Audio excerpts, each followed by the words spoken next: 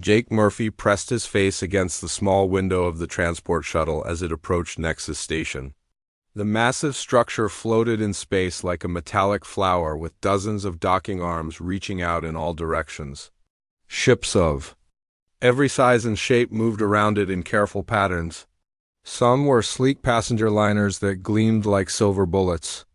Others were bulky cargo haulers with their hulls stained by years of hard work. Jake knew those cargo ships well because he had spent most of his adult life crawling through their engine rooms. The shuttle shuddered slightly as it connected to one of the docking arms. Jake gathered his small bag and stood up. His clothes were clean but worn. The blue jumpsuit had his name patch sewn on the chest and grease stains that no amount of washing could remove. His tool belt hung heavy around his waist with wrenches and diagnostic devices that he had collected over 20 years of fixing broken things. The other passengers on the shuttle were dressed much better. They wore suits and expensive dresses and carried luggage that probably cost more than Jake made in a month. Jake did not mind. He had worked hard for every credit in his account. He had saved for 3 years to afford this trip. Every double shift on cargo freighters. Every emergency repair call in the middle of the night. Every time he had fixed someone else's problem when he was too tired to think straight. It had all led to this moment. The shuttle doors opened and Jake stepped onto Nexus Station. The main corridor stretched out before him like a canyon made of metal and glass. Holographic advertisements floated in the air advertising everything, from exotic foods to luxury starships. Aliens of dozens of species walked past him. Some were tall and thin like walking trees. Others were short and round with too many arms. A few looked almost human except for their blue skin or pointed ears.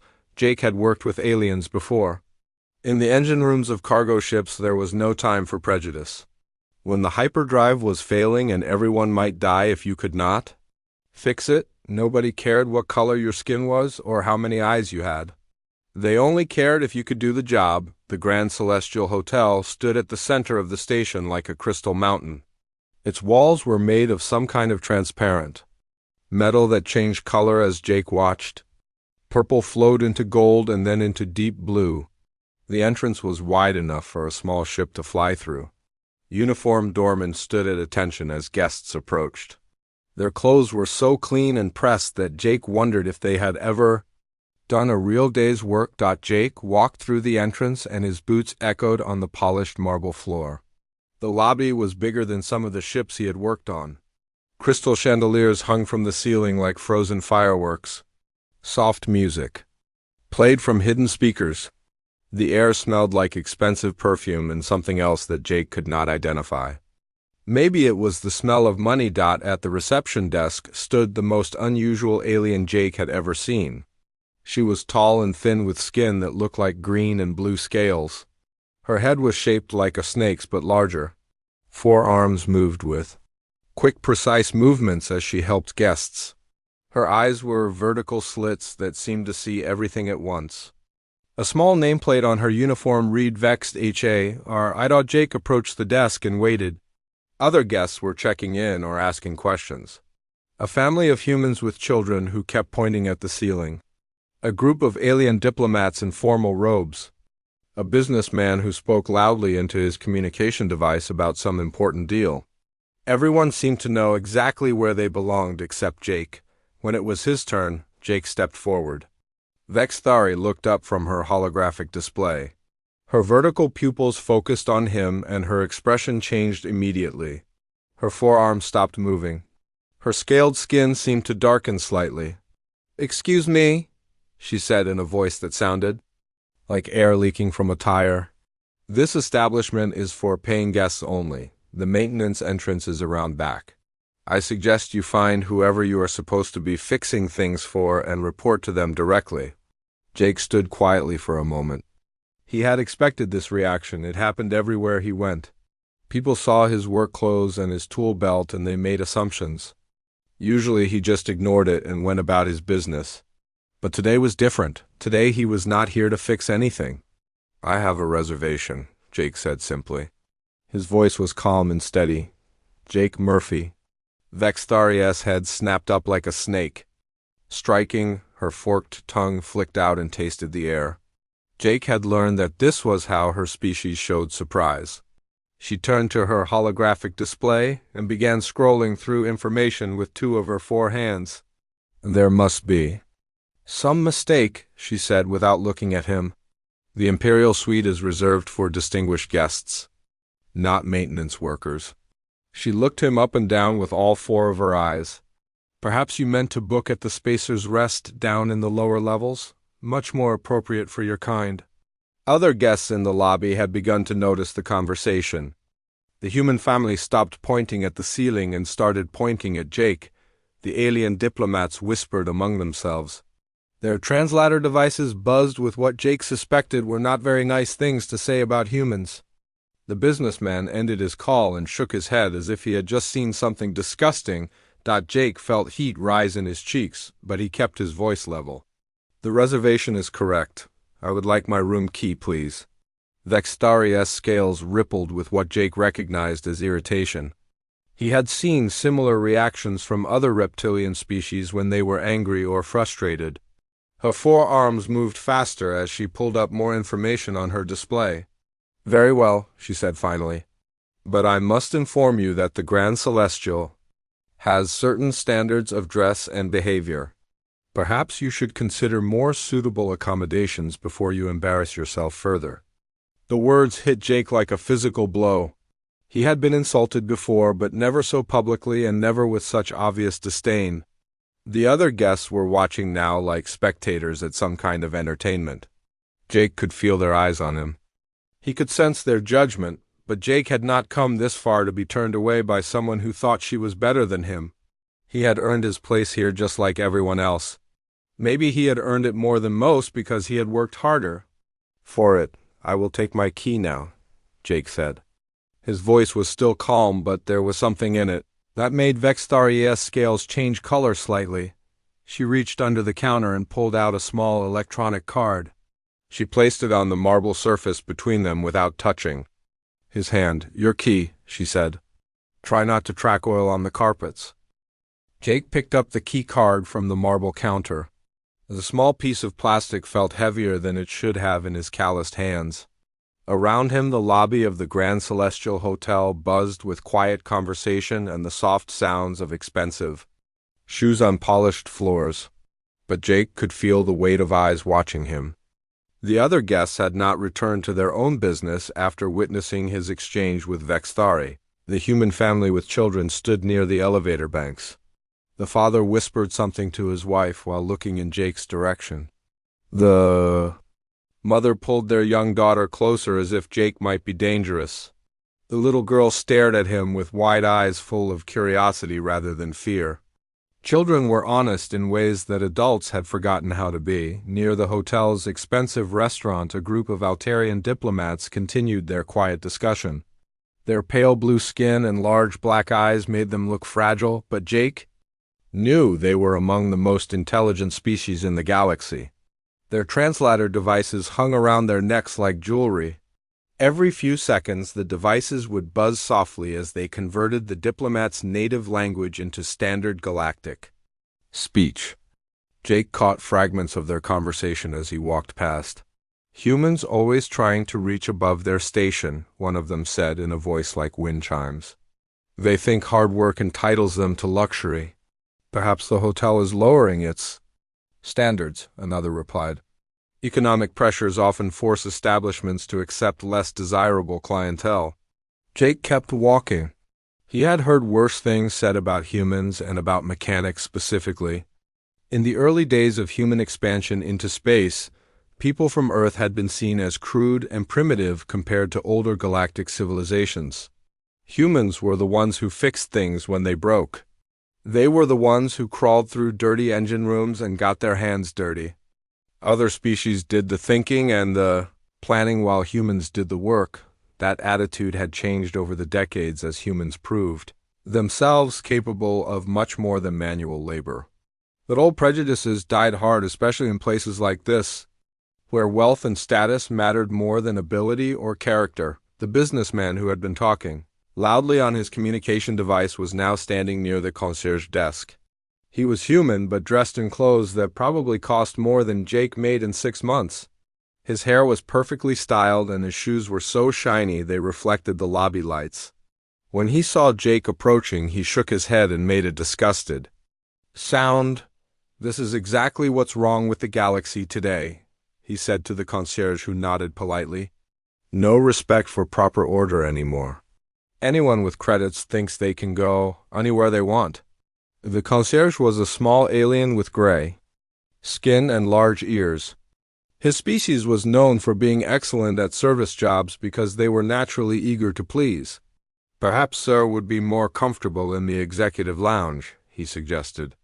"Much more private and exclusive." Jake continued toward the elevator banks. His room was on the top floor of the hotel in what Vextari had called the Imperial Suite. He had booked it specifically because it was the best room available. If he was going to do this, he was going to do it right behind him. At the reception desk, Vextari was helping another guest. Her forearms moved with practiced efficiency as she processed the check-in, but Jake could see her stealing glances in his direction. Her vertical pupils tracked his movement across the lobby like a predator watching prey. "I hope you understand our concerns," she was saying to her current guest. "The Grand Celestial has always maintained certain standards. We pride ourselves on providing an atmosphere of refinement and exclusivity." The guest was a wealthy Centaurian merchant with compound eyes and antennae that twitched when he was nervous. "Of course," he replied. "One expects a certain class of clientele in an establishment of this caliber." "Exactly," Vextari agreed. "We screen our guests very carefully. Unfortunately, sometimes individuals slip through who are not quite suitable for our environment." Jake pressed the elevator call button. The panel lit up with a soft blue glow. Above the doors, a display showed the elevator's progress as it descended from the upper floors 47, 46, 45. It seemed to be taking forever. More guests entered the lobby while Jake waited. A group of alien tourists with bright-colored clothing and expensive cameras. A human couple who looked like they were celebrating their anniversary. 2 business associates discussing some kind of trade agreement. All of them dressed appropriately for a luxury hotel. All of them looking like they belonged. Jake caught his reflection in the polished metal of the elevator doors. His jumpsuit was clean, but it was still a jumpsuit. His tool belt marked him as someone who worked with his hands. His face was weathered by years of exposure to recycled air and artificial lighting. He looked exactly like what he was, a man who had spent his life fixing things. The elevator finally arrived with a soft chime. The doors opened to reveal an interior that was more luxurious than some hotel rooms Jake had stayed in. The walls were covered in rich fabric. The floor was polished stone. Soft music played from hidden speakers. A small holographic display showed the hotel's amenities and services. Jake stepped inside and pressed the button for the top floor. As the doors began to close, he heard Vextari's voice from across the lobby. She was speaking to someone, but her words carried clearly in the quiet space. "I have informed management about the situation," she was saying. "Hopefully they will review their booking policies before this sort of thing happens again." The elevator doors closed, and Jake was alone with his reflection in the mirrored walls. He looked tired. Not just from the long journey to get here, but from years of being judged by people who thought they were better than him. People who had never crawled through a dark engine room to fix a failing life support system. People who had never worked a double shift to keep a ship running so that families could travel safely between stars. The elevator climbed smoothly through the hotel's floors. Jake watched the numbers increase on the display, 10, 20, 30, with each floor. He rose further above the people in the lobby who had looked at him with disgust and pity. But he was not sure if the distance made him feel better or worse. When the elevator reached the top floor, the doors opened onto a private hallway. The Imperial Suite was the only room on this level. Jake walked to the door and held his keycard against the scanner. The lock clicked open and he stepped inside. The room was everything the hotel's advertising had promised. Floor to ceiling Windows offered a view of space that took his breath away. The furniture was elegant and expensive. The bed was large enough for 4 people. A fully stocked bar stood in one corner. Fresh flowers filled the air with their perfume. Jake set his small bag on the bed and walked to the windows.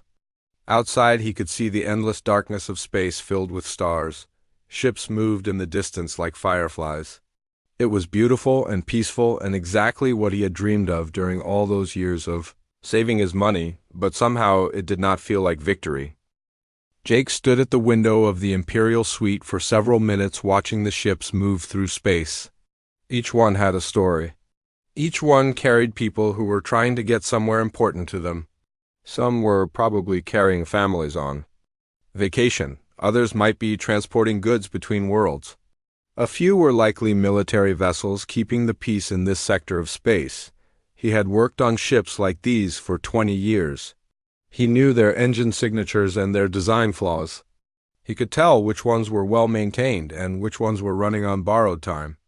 The knowledge felt useless now in this expensive room, where everything was perfect and nothing needed fixing. Jake decided to take a shower and change clothes. He had brought one clean outfit for dinner. Nothing fancy, but at least it was not a jumpsuit. Maybe if he looked more like the other guests, he would be treated better. Maybe the problem was not who he was, but how he looked. The bathroom was larger than his entire apartment back on Earth. The shower had water that came from 6 different directions, and soap that smelled like flowers from worlds he had never visited. Jake scrubbed the grease from under his fingernails and washed his hair with shampoo that probably cost more than he used to make in a week. When he was clean and dressed in his good clothes, Jake looked at himself in the mirror. The man looking back at him was still clearly someone who worked with his hands. His face was weathered by years of hard work. His shoulders were broad from lifting heavy equipment. His hands were scarred from countless small injuries that came with the job, but he was clean and he was staying in the best room in the hotel. That had to count for something. Jake left his room and took the elevator back down to the lobby. He wanted to walk around the hotel and see what his money had bought him. Maybe visit the restaurant or the observation deck. Maybe just sit in one of the comfortable chairs and watch the other guests. The lobby was less crowded now. Most of the guests had gone to their rooms or to the various restaurants and bars throughout the hotel. Vextari was still at the reception desk, but she was no longer busy with a constant stream of check-ins. She was organizing something on her holographic display with 2 of her 4 hands while the other 2 sorted through physical documents. Jake was halfway across the lobby when he heard a familiar clicking sound. He turned to see a small alien hurrying toward him. The creature was about 4 feet tall with compound eyes and antennae that twitched rapidly. His skin was a pale green color, and he wore a hotel uniform that looked too big for his thin frame. "Mr. Murphy," the alien said in a voice that sounded like rapid clicking mixed with whistles. The universal translator hanging around his neck converted his words into standard galactic speech, but it could not hide the panic in his tone. "We were not expecting you until tomorrow. The quarterly reports are ready for your review, and the new staff orientations have been scheduled as requested." Jake looked at the alien more closely. The nameplate on his uniform read Kleiktol, and his title was Assistant Manager. Jake had never seen this creature before in his life, but the alien seemed to know him very well. "Staff orientations," Jake said slowly. He was not sure what was happening, but he sensed that something important was about to occur. "Of course," Kleiktol continued. His antenna twitched even faster now. "As owner of the Grand Celestial Hotel chain, you always conduct surprise inspections. Your performance reviews were scheduled for next week, but perhaps we should move them up since you are here early." The words hit Jake like a physical blow. Owner of the Grand Celestial Hotel chain. That was impossible. He was just a mechanic who had saved enough money to stay in a nice hotel for a few days. He was not the owner of anything except some old tools and a small apartment, but as Jake looked around the lobby he began to notice things he had missed before. The way some of the staff members glanced at him nervously. The way certain guests seemed to recognize him even though he was sure he had never met them. The way Vexthari had suddenly gone very still at her reception desk. "I think there has been a mistake," Jake began, but Clytie was already continuing. "Your suite is ready, of course, and the financial reports from all 17 hotels in the chain are prepared for your review. The board meeting is scheduled for tomorrow morning at 1000 hours station time. Should I contact the other members to let them know you have arrived early?" Jake felt the world spinning around him. 17 hotels. Board meetings. Financial reports. None of this made sense. He was Jake Murphy from Earth. He fixed hyperdrive engines for a living.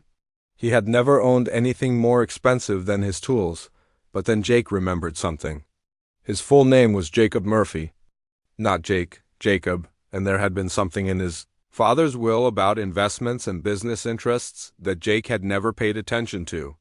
His father had died when Jake was young, and his mother had handled all the legal details.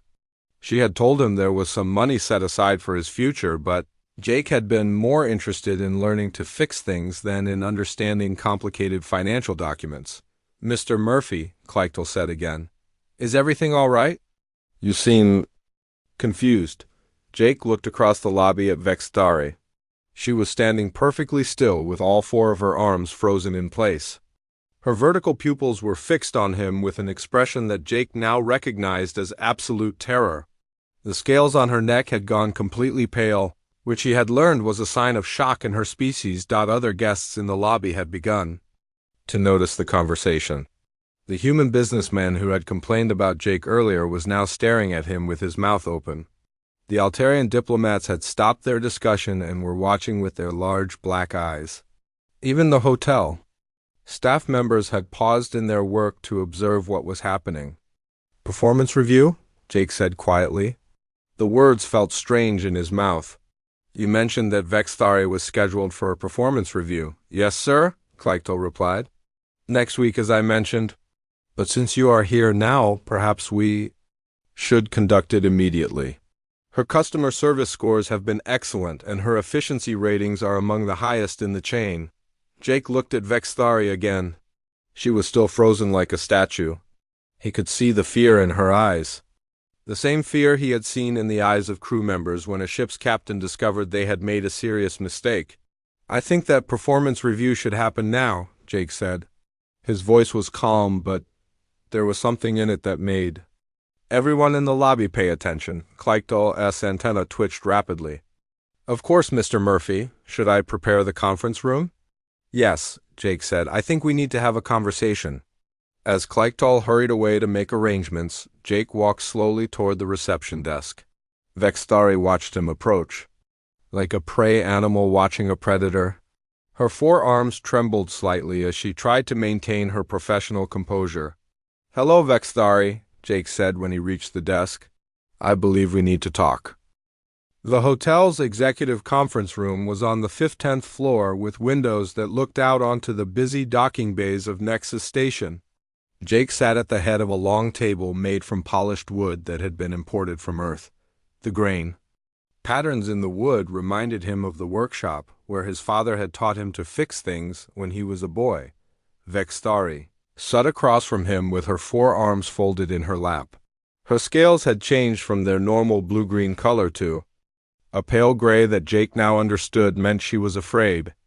Clytie bustled around the room, setting up holographic displays that showed charts and graphs and numbers that Jake was still trying to understand.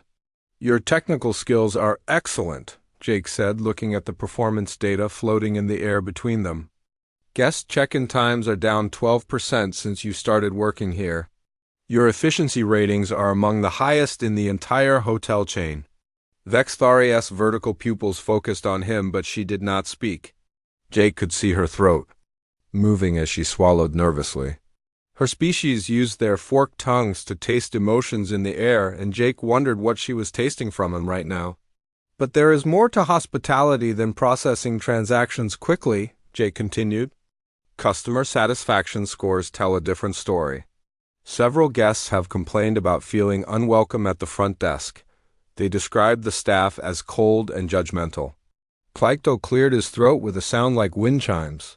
"Perhaps I should mention that overall guest satisfaction has increased since Vexthari joined the team. Her efficiency improvements have reduced wait time significantly. Jake held up his hand for silence. I am not interested in overall statistics right now. I want to know about specific incidents, times when guests felt they were treated poorly because of how they looked or what they did for a living. Vexthari's scales rippled with patterns that Jake did not recognize.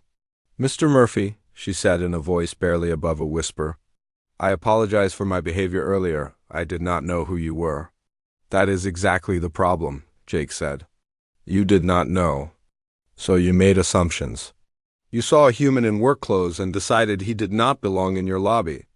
He leaned forward in his chair. Tell me what you thought about me when I walked up to your desk. The silence in the room stretched on for several seconds. Outside the windows, Jake could see cargo ships being loaded and unloaded by workers who looked very much like he had looked a few hours ago. Men and women in work clothes doing jobs that kept the galaxy running. I thought you were a mechanic, Vexthari finally said. Someone who fixes things for a living? I thought you were lost. Oh, looking for work. I did not think you could afford to stay in a hotel like this. Jake nodded slowly. You were right about one thing. I am a mechanic. I have spent 20 years fixing hyperdrive systems and life support units and artificial gravity generators. Every day I kept ships running that carried families and diplomats and traders across the stars. He stood up and walked to the window. Below him, the docking bays were full of activity. Workers moved containers and refueled ships and performed the thousand small tasks that kept interstellar commerce flowing. Most of them were human, but Jake could see aliens of dozens of species working alongside them. You know what I learned in those engine rooms? Jake said without turning around. I learned that the most important part of any machine is not the fancy control systems or the expensive components. It is the basic parts that do the simple jobs. The bolts that hold everything together. The filters that keep the system clean. The mechanics who maintain it all. Jake turned back to face Vexthari. A hotel is the same way. The most important people are not necessarily the ones in the penthouse suites. They are the ones who clean the rooms and cook the food and fix the broken things. They are also the guests who come here to rest after working hard jobs. Vexthari's forearms moved restlessly. But sir, surely there are standards to maintain. The Grand Celestial has a reputation for excellence. We cater to the wealthy and powerful people of the galaxy. You are right, Jake said. We do have standards. The highest standards possible. And the first standard is this: we treat every guest with dignity and respect, regardless of how they look or what they wear or what they do for a living. Jake pulled up another holographic display that showed financial information. I learned something interesting while I was getting ready for this meeting. Do you know where the money came from to build this hotel chain? Vexthari shook her head. Klytel's antenna twitched with curiosity. My father started with one small hotel near a shipping depot, Jake said. He built it with credits he earned fixing cargo haulers. The guests were mostly ship crews and dock workers and people who could not afford the fancy places. But he treated them like they were the most important people in the galaxy. The holographic display showed photographs of the original hotel. It was much smaller than the Grand Celestial and not nearly as luxurious, but it looked clean and welcoming. The sign in front advertised reasonable rates and honest service. When my father died, he left me his business, Jake continued. I was too young to understand what that meant. I just wanted to fix things like he had taught me. So I kept working as a mechanic while other people managed the hotels. They used the profits to build more hotels and bigger hotels and fancier hotels. Jake sat back down at the table. Somewhere along the way we forgot why my father built that first hotel. We started thinking that expensive meant better. We started believing that serving rich people was more important than serving everyone. Fairly, Vexthari's scales were slowly returning to their normal color. What do you want me to do? I want you to remember that every person who walks through those doors is keeping this place running, Jake said. The cargo pilot who stays one night between runs. The family on their first vacation? The retired couple who saved for years to see the galaxy. They all deserve the same respect. Jake stood up and walked around the table. I am not firing you. Your skills are valuable and you can learn from this mistake. But I want you to spend the next week working in different departments: housekeeping, maintenance, food service. Meet the people who keep this place running. Learn their stories. He extended his hand to Vexthari. And I want you to think about this. The next time you see someone in work clothes, remember that they might be the person who built everything around you. Vexthari reached out with one of her forearms and shook Jake's hand. Her grip was firm and her scales had returned to their normal blue-green color. Thank you, Mr. Murphy, she said. I will not forget this lesson. Jake walked with Vexthari back toward the hotel lobby. The corridors of the Grand Celestial were quiet now, as most guests had gone to dinner or were resting in their rooms. The soft lighting made everything look warm and welcoming in a way that Jake had not noticed before. Maybe it was because he was seeing the place differently now. Not as a guest trying to prove he belonged, but as someone responsible for making sure everyone who came here felt welcome. Mr. Murphy, Vexthari said as they approached the elevator. May I ask you something? Jake nodded. Of course. Why did you come here dressed as a mechanic? Surely you have clothes that would have identified you as the owner immediately. You could have avoided the entire situation at the front desk. Jake thought about the question for a moment. It was a fair thing to ask. He could have worn expensive clothes and announced himself as the owner from the beginning. No one would have questioned his right to be there. No one would have looked at him with disgust or pity. Because I wanted to see how my hotels really operate, Jake said. When people know you are the boss, they act differently. They show you what they think you want to see. But when they think you are just another guest, they show you who they really are. The elevator arrived and they stepped inside.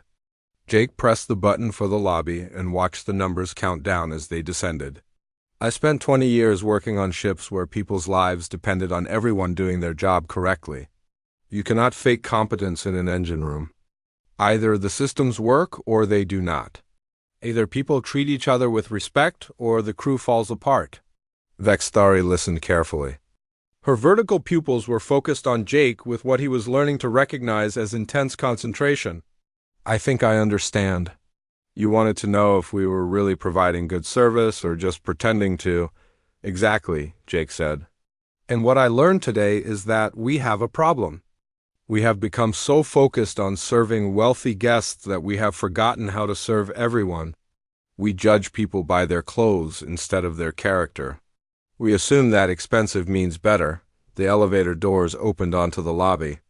It was busier now than it had been earlier. Guests were coming and going from the various restaurants and entertainment areas. Jake could see families with children heading toward the observation deck. Business people gathering in small groups to discuss deals. Couples dressed for romantic dinners, but he also noticed things he had missed before. A young human woman in a simple dress who looked nervous about being in such an expensive place. An elderly alien couple who kept checking the prices on everything they saw. A cargo ship captain still wearing his work uniform, who was clearly uncomfortable but trying to enjoy his shore leave. These were the people his father had built the original hotel to serve. Working people who deserved a chance to experience something nice. People who had earned their money through honest labor and wanted to spend it on something special. There is something else I want you to understand, Jake said to Vexthari as they walked across the lobby. The people you serve are not just customers. They are the reason this place exists. Every credit they spend here represents hours of work they did somewhere else. When someone pays for a room, they are giving us part of their life. We owe them more than just clean sheets and working lights. They reached the reception desk where two other staff members were helping guests. Jake recognized one of them as a human woman named Carol who had been working for the hotel chain for several years. The other was a young Centauran male whose nameplate read Dexco. Carol, Jake said as she finished helping a guest. Could I speak with you for a moment? Carol looked up and her eyes widened with recognition. Unlike Vextari, she had known immediately who Jake was when he entered the hotel. She had probably been wondering why he was dressed like a mechanic and why he had not announced himself. "Of course, Mr. Murphy," she said. "Is everything all right?" "I want to ask you about our guest service policies," Jake said. "Specifically about how we treat guests who might not look like our typical clientele." Carol glanced nervously at Vextari. "Sir, if this is about the incident earlier, I want you to know that we are trained to welcome all guests, regardless of their appearance or background." "That is good to hear," Jake said. "But I am more interested in how that training translates into actual practice. When someone walks through those doors wearing work clothes or looking like they might not be able to afford our rates, what is your first instinct?" Carol was quiet for a moment. Jake could see her thinking carefully about her answer. "Honestly, sir, my first instinct is usually to direct them to information about our more affordable properties. I assume they might be more comfortable somewhere less expensive." "And do you think that assumption is fair to them?" Jake asked. "I never really thought about it that way," Carol admitted. "I just wanted to save them from being embarrassed if they could not afford our rates," Jake nodded. "That is understandable. But what you are really doing is making the decision for them. You are assuming you know what they can afford based on how they look. You are taking away their choice." Dexco had been listening to the conversation while helping other guests. His compound eyes allowed him to focus on multiple things at once, which was one of the advantages his species brought to customer service work. "Mr. Murphy," Dexco said during a brief lull in guest arrivals, "I have noticed that some of our happiest guests are people who are staying here for special occasions, anniversaries or promotions or other celebrations. They might not dress expensively, but they are often the most grateful for good service."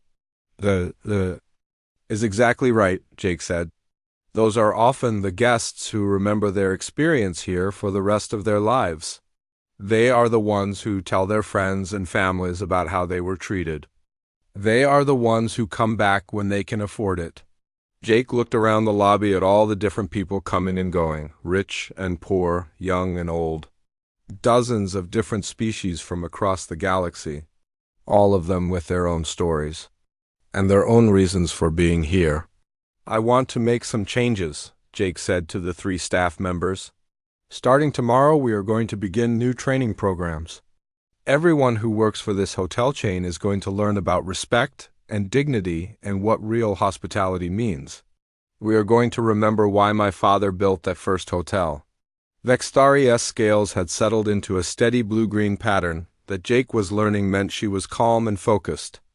"What would you like us to do first?" Jake smiled. It was the first time he had felt truly happy since arriving at the hotel. "First, I want you to treat every guest like they are the most important person in the galaxy. Because to someone, they are." As Jake walked back toward the elevators, he felt something he had not expected. He felt proud. Not just of owning the hotels, but of the chance to make them better. To honor his father's memory by returning to the values that had built the business in the first place. The Grand Celestial Hotel would still be luxurious and beautiful, but it would also be a place where anyone could feel welcome. A place where a mechanic in work clothes could check in without being judged. A place where respect mattered more than appearance. Outside the windows of the lobby, ships continued to move through space carrying people to their destinations. And inside the hotel, Jake Murphy began the work of making sure everyone who stopped here would be treated like they mattered.